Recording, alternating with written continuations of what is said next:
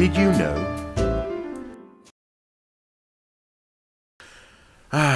Reading.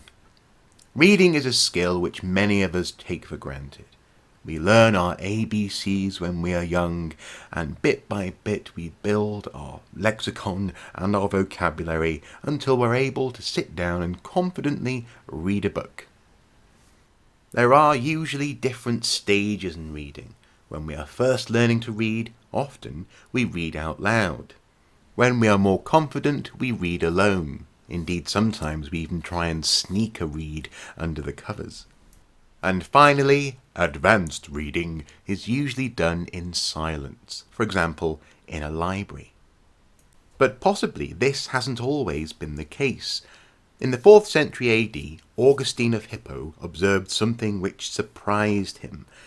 Ambrose of Milan was reading in silence. He wasn't reading out loud. He said, when he read, his eyes scanned the page and his heart sought out the meaning. But his voice was silent and his tongue was still. Anyone could approach him freely, and guests were not commonly announced, so that often when we came to visit him, we found him reading like this, in silence, for he never read aloud. Augustine's apparent surprise at observing Ambrose reading silently has got some scholars thinking. Did people in the ancient world, and in the classical world before it, always read out loud?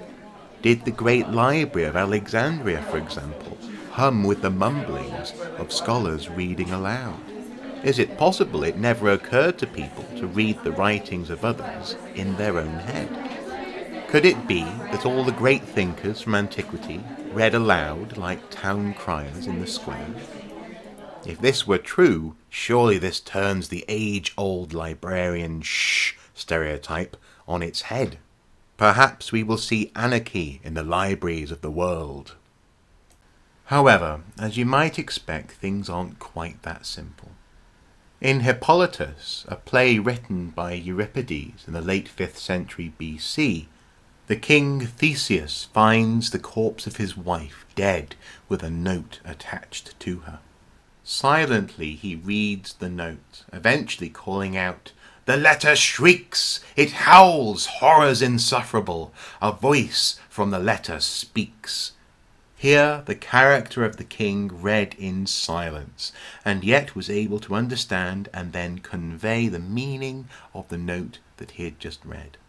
This goes on to have tragic consequences within the play, but nonetheless highlights the fact that people in antiquity could read silently. In the 1st century AD, Greek historian Plutarch recounted an instance where Alexander the Great had read in private a letter from his mother, keeping it silent and private from his lover and friend. So, what are we to make of Ambrose and the tale of him reading silently, much to the surprise of Augustine? What are we to think of this?